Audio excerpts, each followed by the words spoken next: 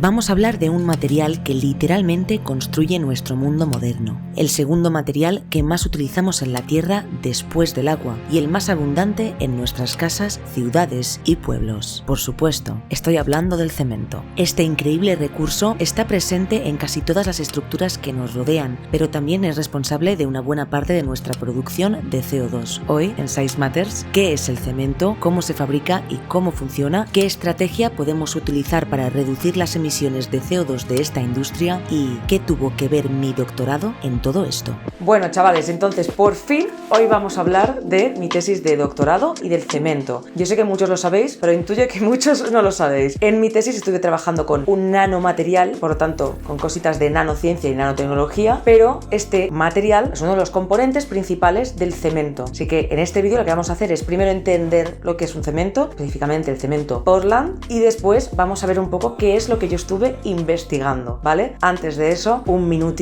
pequeño minutito para hablar y darle las gracias al sponsor de este vídeo, que es mi querido ciberfantasma. Así que, gracias, CyberGhost. CyberGhost es un servicio de VPN que encripta tu información para mantenerla segura de proveedores de internet y terceros en redes wifi públicas. Ahora, lo mejor es que a mí me soluciona un problema interesante, y es que yo vivo en Suiza, algunos ya lo sabréis, y cuando miro una serie en Netflix, Prime, Hulu o Disney Plus aquí y luego me voy a España, ya no la puedo continuar viendo porque el catálogo a menudo es diferente. Entonces empiezo otra serie en España, luego me vuelvo a Suiza y ya tampoco la puedo ver, y es un jaleo. Tengo un montón de series a la mitad por culpa de esto. Problemas del primer mundo, pero bueno. Bueno, pues CyberGhost te permite superar las restricciones geográficas para ver contenido online en más de 40 plataformas, ¿vale? Es muy fácil. Doy aquí y le digo: conéctame al Netflix de Estados Unidos.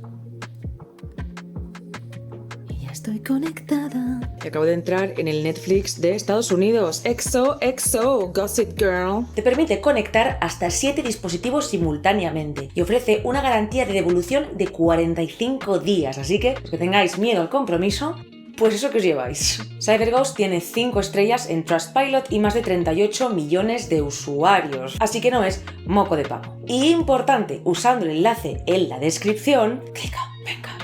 Puedes suscribirte por solo 2 euros al mes y obtener 4 meses gratis. Así que démosle las gracias a CyberGhost por patrocinar este vídeo. Sin más dilación, hablemos del cemento Portland y de qué es exactamente la cosa que hice en mi doctorado. Vamos allá.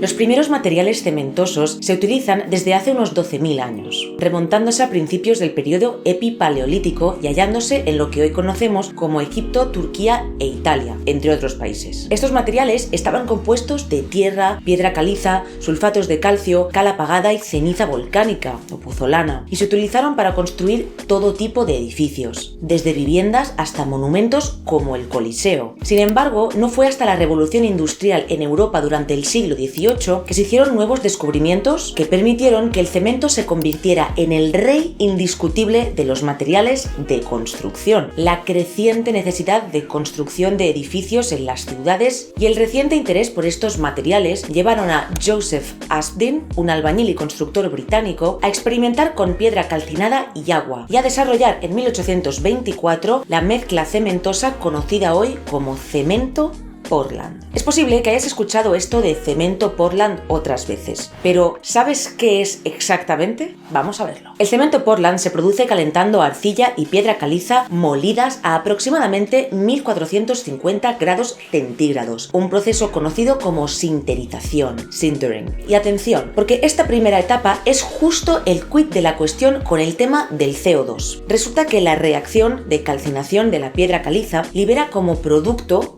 CO2. Este CO2 se libera debido a la química de la reacción, junto a la liberación de CO2 debida a la utilización de combustible. Estas dos fuentes son el origen del CO2 de la industria del cemento. Y aunque sí hay empresas que hoy en día utilizan mayoritariamente fuentes de combustible alternativas, el mero hecho de tener que calcinar piedra caliza y generar CO2 para fabricar cemento es ineludible. El producto de la sinterización es el clinker, que es una mezcla anhidra, es decir, seca, sin hidratar, sin agua, de 4 fases principales. La primera es halita, ángel de combate, es broma, es halita, que es una forma impura de un compuesto que lleva óxido de calcio y óxido de silicio, ¿vale? No es importante saber los nombres ni los compuestos para entender el vídeo, pero yo os lo voy a explicar igualmente, porque puedo, porque me da la gana. Esto se llama silicato tricálcico y lo abreviamos como C3S en notación de cemento. Por tanto, tenemos halita, silicato tricálcico de combate, tenemos velita, que es una forma impura del silicato dicálcico, por tanto C2S en notación del cemento. La notación del cemento lo hacemos así porque nos gusta mucho complicarnos la vida y liarnos, pero va un poquito diferente que lo que sería la tabla periódica, ¿vale? Cuando veáis en notación de cemento algo que pone, por ejemplo, C2S, sin la C no significa carbono, significa óxido de calcio. La S no significa azufre, significa óxido de silicio. Y la H no significa hidrógeno, significa agua, ¿vale? O óxido de hidrógeno. Y la A, también tenemos una A, significa óxido de aluminio, ¿vale? Cuando veáis esas letras no se refieren a unos elementos de la tabla periódica, sino que se refieren a esos óxidos, ¿vale? Simplemente es eso. Nos gusta liarnos la vida, es así. Por tanto, tenemos, además de estas dos cosas que hemos dicho, el aluminato tricálcico, por tanto C3A, y otra cosa que se llama ferrita, que es una cosa que lleva óxido de calcio, óxido de aluminio y óxido de hierro, whatever, ¿vale? En idioma cementil, C4AF. ¿Ok?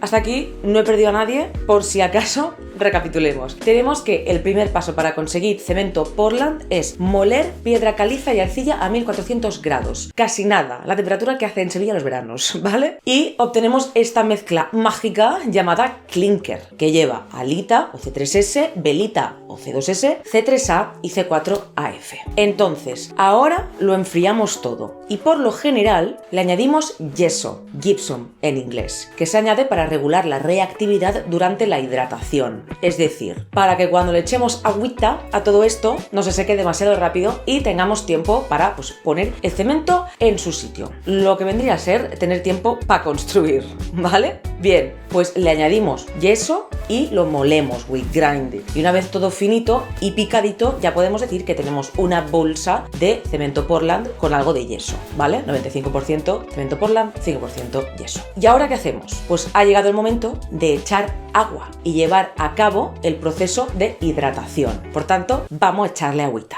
En cuanto añadimos agua y mezclamos bien, ocurren muchas cosas simultáneamente. Primero, las diferentes fases del clinker y el yeso se disuelven total o parcialmente en agua y a medida que transcurre el tiempo precipitan nuevas fases, que significa que se forman nuevos materiales. Este panorama que teníamos en la bolsa de cemento, gracias al agua, se va a transformar por completo. Este proceso de hidratación tiene diversas fases y dura muchos días. Aquí veis un gráfico que muestra la liberación de calor durante esta compleja reacción. Como veis, tiene algunas fases iniciales que duran minutos u horas y que permiten ya la construcción, pero la reacción de hidratación completa de un cemento puede durar meses, incluso años. Realmente el cemento dijo: Stay hydrated. El resultado final, estas nuevas fases que precipitan, se pueden observar o, mejor dicho, caracterizar con diversas técnicas, pero creo que lo mejor va a ser que os enseñe una foto. Concretamente, una foto hecha con el microscopio electrónico de barrido, el SEM, con una muestra de cemento pulida. Como veis, lo primero que podemos notar de un cemento es que es un verdadero pifostio. Lo que vemos es que tenemos un montón de materiales nuevos, ¿no? Es un jaleo, porque seguimos teniendo halita, velita, C3A y ferrita que no se han disuelto del todo y un montón de materiales más. Pero hay uno de estos materiales nuevos que es especialmente importante para mí.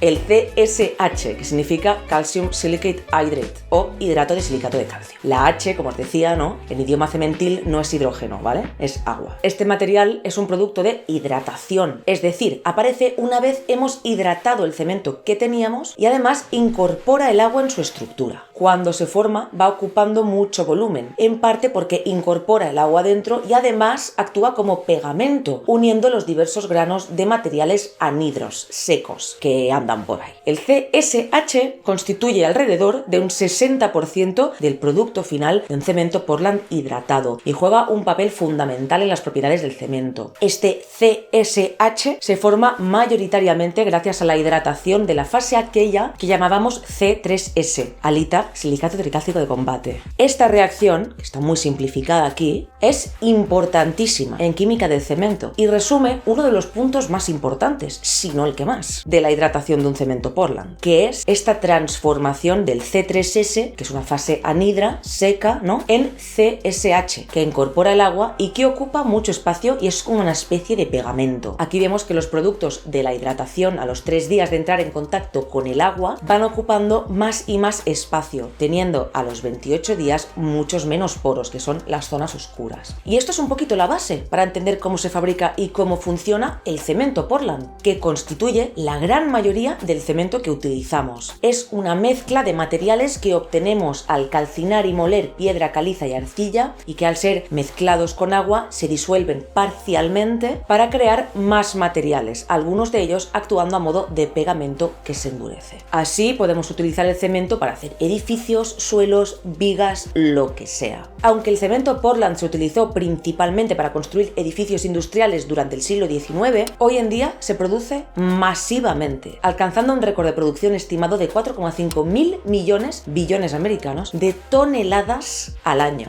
en 2022 y subiendo. Hoy en día el cemento Portland es el material de construcción más importante, pero sin lugar a dudas, es el material artificial más abundante de la Tierra, el segundo más abundante en general después del agua y constituye entre el 30 y el 50% de todos los materiales que producimos. Let that sink in, o let that sediment, mejor dicho.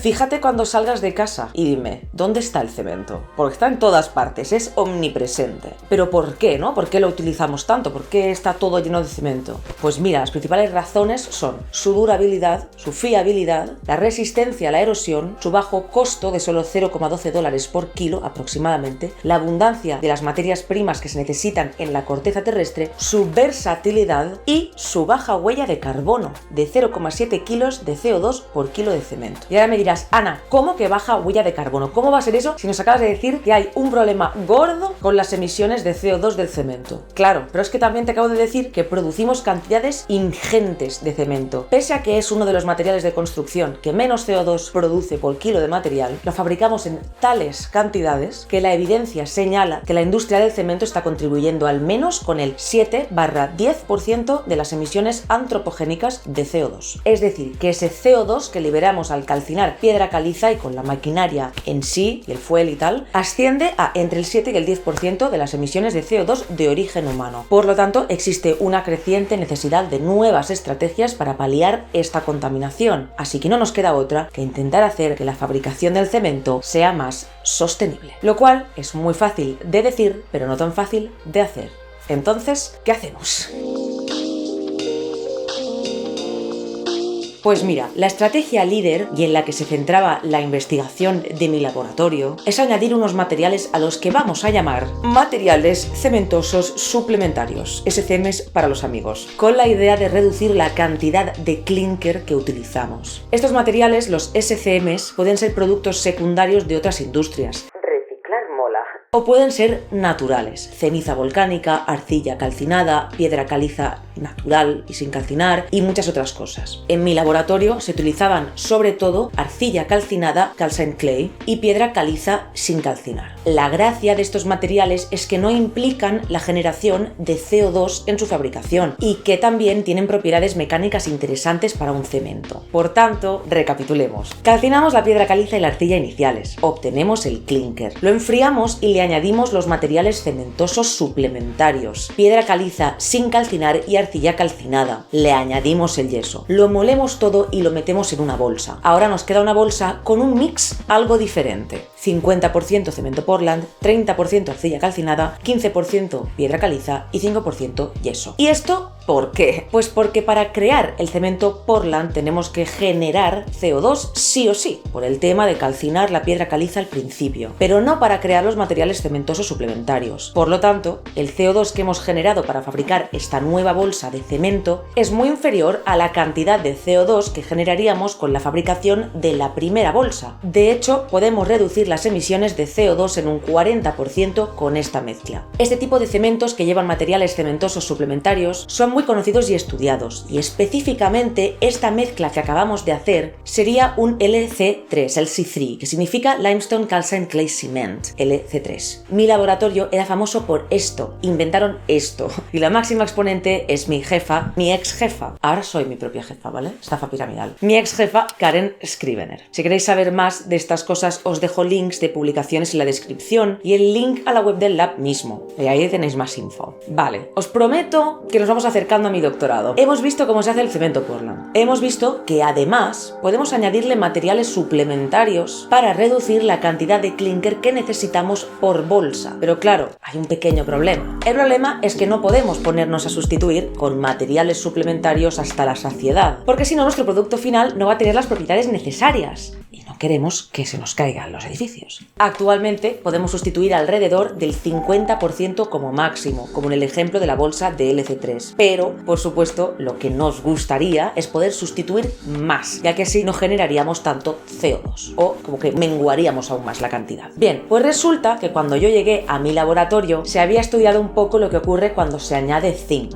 Se sabía que una pequeña cantidad de este elemento podía aumentar las propiedades mecánicas del cemento, más o menos, a grosso modo. ¿Y por qué es interesante esto? Pues muy a grosso modo porque si la parte que es cemento tuviera propiedades mecánicas mejores, podríamos potencialmente sustituir más cantidad de cemento por materiales suplementarios y así pues producir aún menos CO2 por bolsa. ¿Se entiende? Esa es la idea final, la idea a largo plazo. Lo que se había estudiado más, en particular, era cómo el zinc afectaba a la reacción de hidratación que hemos visto antes, la transformación del C3S, el silicato tricálcico de combate, en CSH, el pegamento del cemento. Esto en particular. Resulta que un antiguo estudiante de doctorado obtuvo evidencias sustanciales de que añadir un poquito de zinc en forma de óxido de zinc al proceso de hidratación y consecuentemente a la transformación del C3S en CSH afectaba el resultado final. Mirad, esto es un grano de C3S que ya se ha medio disuelto. ¿Recordáis? Mezclamos con agua y se disuelven las cositas. Pues este grano de C3S ya está medio disuelto y se ha ido transformando en CSH,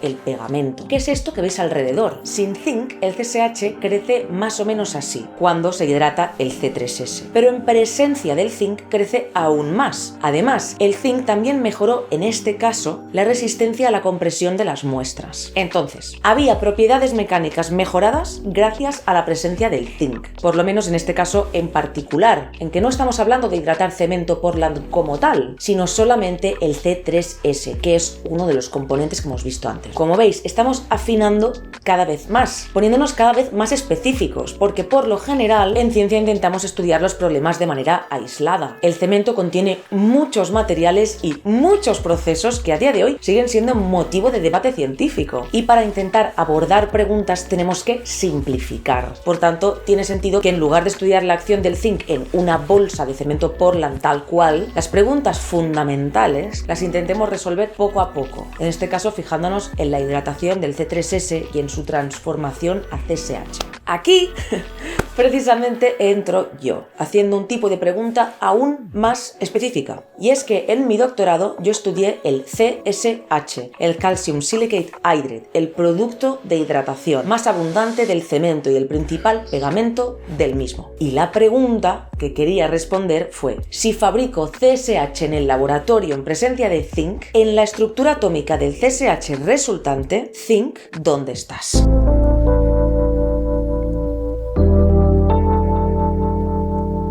Vale, nos estamos poniendo serios por momentos, yo lo sé, ¿vale? Pero give up. Mirad, resulta que el CSH, Calcium Silicate Hydrate, es un material muy importante y muy conocido, pero tampoco tanto, porque su estructura atómica fue objeto de debate durante mucho tiempo. Una de las publicaciones más importantes, y en la que me estuve fijando yo mayoritariamente, era esta: The Atomic Level Structure of Cementitious Calcium Silicate Hydrate, que era además una colaboración entre mis dos laboratorios, el de resonancia magnética y el de cemento. Este grupo de personas averiguaron la estructura atómica del CSH, es decir, averiguaron la posición de los átomos en la estructura de este material tan importante en el mundo del cemento. ¿Cómo lo hicieron? Pues mira, lo primero que hicieron en este trabajo fue crear CSH en el laboratorio, pero de manera sintética. Es decir, en lugar de hidratar C3S, se sintetizaba CSH mezclando una solución que contenía calcio con otra que contenía silicio. Esto se hacía para aislar más el problema, para tener una muestra final que solamente contiene CSH, que es el gel que veis en este tubito, ¿vale? No hay C3S ni ninguna otra cosa, solo, idealmente, solo CSH en forma de gel. El pegamento del cemento en forma de gel, solo eso. Pese a que el CSH que hemos visto antes se veía como palos, barras o agujas, el nuevo CSH sintético tenía una morfología diferente. Si lo observamos en el microscopio electrónico, podemos ver que parece como un folio arrugado. Entonces, en esta publicación trabajaron con este CSH sintético porque si no, hubiera sido muy difícil averiguar su estructura atómica. ¿Pero cómo lo hicieron? Pues utilizaron una de las técnicas más potentes que existen en el mundo de la química, la resonancia magnética nuclear, NMR. No quiero entrar en detalles sobre la resonancia magnética porque eso merecería un vídeo entero y uno de los complejos. Pero básicamente esta técnica se basa en el comportamiento de los núcleos de los átomos cuando se someten a un campo magnético fuerte. Es decir, tenemos una máquina, un espectrómetro, que tiene un imán gigantesco. En mi lab había una incluso con un imán que producía un campo de unos 21 teslas, que se dice rápido. Entonces la muestra que queremos analizar se mete dentro y los núcleos de sus átomos, si pueden, se alinean a favor o en contra del campo. Entonces aplicamos energía en forma de ondas de radiofrecuencia, y algunos núcleos cambian su orientación produciendo señales que podemos detectar y analizar. Esto nos permite estudiar el entorno químico de los átomos de un elemento en específico. Dicho de otra manera, esta técnica nos permite estudiar los diferentes tipos de átomos de un mismo elemento dentro de un material, generalmente moléculas, pero también geles o sólidos, como en el caso del CSH, que en mi caso era un gel. Veamos un resultado de resonancia magnética. Esta imagen proviene de la publicación de la que estamos hablando, y la línea amarilla es un espectro de resonancia magnética de una muestra de CSH en la que hemos estudiado los átomos de silicio. Estos datos han sido sometidos a un proceso matemático de deconvolución para obtener los 3 picos que veis. Estos picos corresponden a 3 tipos de silicio presentes en la estructura del CSH. ¿A qué me refiero con 3 tipos de silicio? Pues 3 tipos de silicio que tienen un entorno diferente. 3 silicios en posiciones diferentes, ¿vale? Es una pista que nos ha dado este experimento sobre la estructura del CSH. Estos resultados, sumados a otros experimentos de resonancia magnética, fueron comparados con un tipo de cálculos que permiten crear estructuras de manera computacional siguiendo las leyes de la física o la química cuántica. Ya hablaremos de esto otro día si queréis.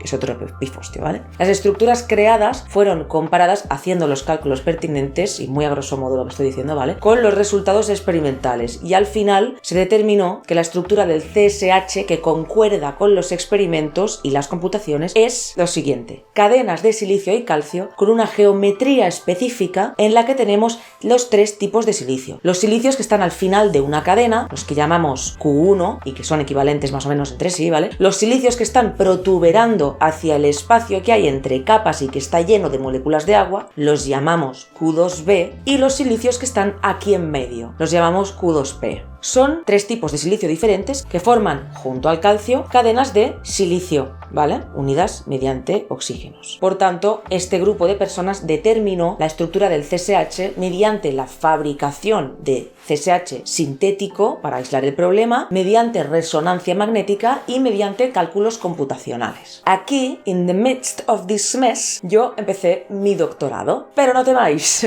no os voy a meter mucha más tralla ya, ¿vale? Todo esto que os he contado desde el comienzo de este vídeo forma parte de lo que sería el estado del arte que tuve que estudiar para poder comenzar mi tesis. Antes de empezar a investigar hay que leer mucho para saber qué es lo que se ha hecho con anterioridad. Todo esto que hemos visto forma parte del panorama que me encontré. Como os decía, la pregunta que yo tuve que responder fue: aquí, ¿dónde está el zinc? ¿Dónde está el zinc en la estructura del CSH? Si lo añado, ¿no? Pues bueno, siguiendo los mismos pasos que acabamos de ver, primero aprendí a fabricar CSH sintético lo más puro posible. Después lo fabriqué en presencia de zinc y me aseguré de que el zinc estuviera integrado, por lo menos dentro de la muestra. Después tuve que aprender a hacer experimentos de resonancia magnética en estado sólido, que es un poco más complejo que hacerlos en estado líquido, pese a que es el mismo principio. Hicimos experimentos de resonancia magnética de silicio. Estos resultados y análisis que bien me tuvieron ocupada 1 o 2 años, contando con que uno de esos años fue el COVID y no podía hacer experimentos, tenía las manos atadas. Y fueron comparados después con estructuras de mi compañero de doctorado que hacía los cálculos de FT. Gracias a esto, y en realidad a muchas cosas más que podéis investigar si leéis la publicación, es Open Access, pudimos determinar que la estructura del CSH no solo incorpora el zinc, sino que lo incorpora mayoritariamente en 2 posiciones, formando una pareja adyacente a un silicio y conectados mediante un oxígeno, y sustituyendo la posición del Q2B, que es la misma posición en la que también encontramos los calcios. Y así resolvimos la estructura del Zinc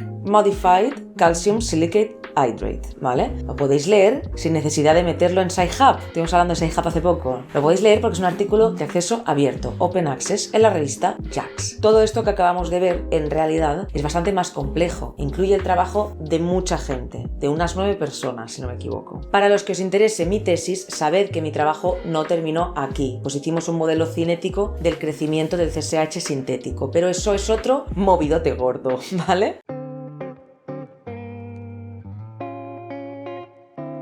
Como habéis visto, hemos empezado por un tema general, ¿no?, que es el cemento, y hemos terminado hablando de mi tesis, que es una cosa muy específica, ¿no? Es tener una pregunta que es muy específica sobre algo que es bastante fundamental, ¿no? Es una pregunta de descubrir la estructura de algo que aún no está definido, ¿no? Pero eso es una pequeña parte de lo que podría llegar a ser, es un granito de arena, porque por supuesto esto que hemos visto del zinc metiéndose en estas posiciones en el CSH no implica que en una muestra de cemento real vaya a comportarse igual. Habría que hacer pues un montón de estudios que van desde esos sistemas más simplificados, ¿no?, a los sistemas ya pues más complejos y más realistas, y al final pues para poder tener una aplicación, ¿no? Así que bueno, no sé si a alguien le habrá servido toda la experiencia. Sé que algunos teníais ganas de saber qué era exactamente lo que había hecho en el doctorado. Por supuesto, si queréis leer o bien la tesis o bien el paper este principal, hay una segunda parte de la tesis que tenía que ser un paper ya, pero han pasado muchas cosas y también ahora soy creadora de contenido, así que estoy un poquito reacia a escribir eso, ¿vale? Pero si queréis ver la segunda parte de la tesis, que tiene que ver con esto del zinc, pero va más sobre química, es más una cosa más de cinética y termodinámica, es otro tema completamente diferente. Si os apetece leer sobre eso, pues está en mi tesis, ¿vale? Os voy a dejar links. Dicho esto, no me queda mucho más que decir. Este ha sido un vídeo un poquito distinto. Tenía ganas de ponerme un poco más técnica también y ponerlo en los comentarios si llegáis a esta parte del vídeo, ¿vale? Que me gustaría hacer una serie de vídeos hablando de la ciencia, digamos, más, no quiero decir real, pero quiero decir la ciencia que está ocurriendo ahora mismo en los laboratorios. Sigo teniendo un montón de colegas en la uni y también gente que conozco de la carrera. Y me gustaría hacer una serie de vídeos en los que exploramos temáticas que tienen que ver con la ciencia de materiales y la nanociencia y todo esto, que como es tan transversal, vais a ver que hay temáticas de electrónica, hay temáticas de biología, hay temáticas de cemento, ¿no? Entonces me gustaría hacer una pequeña serie, decidme qué os parece, de cositas científicas, ¿no? Por ejemplo, tengo un colega que hace química cuántica, tengo una amiga que está haciendo electrónica comestible, ¿vale? Así que si queréis saber un poco más de estas cosas nuevas y, digamos, actuales que están ocurriendo en los laboratorios, pues no dudéis en dejarme un pequeño comentario a ver qué tipo de temática os gustaría y yo muevo mis hilos, ¿vale? Dicho esto, no me queda tampoco más que recordaros que cliquéis en el link de CyberGhost. Si queréis ayudarme en el canal, os quiero mucho, ¿vale? Os voy a dejar un link pineado, me clicáis ahí y os como la cara, ¿vale? Dicho esto, gracias por ver mi canal y recordar, ahora más que nunca, que el tamaño importa, ¿eh? De lo pequeñito del CSH a lo grande del cemento.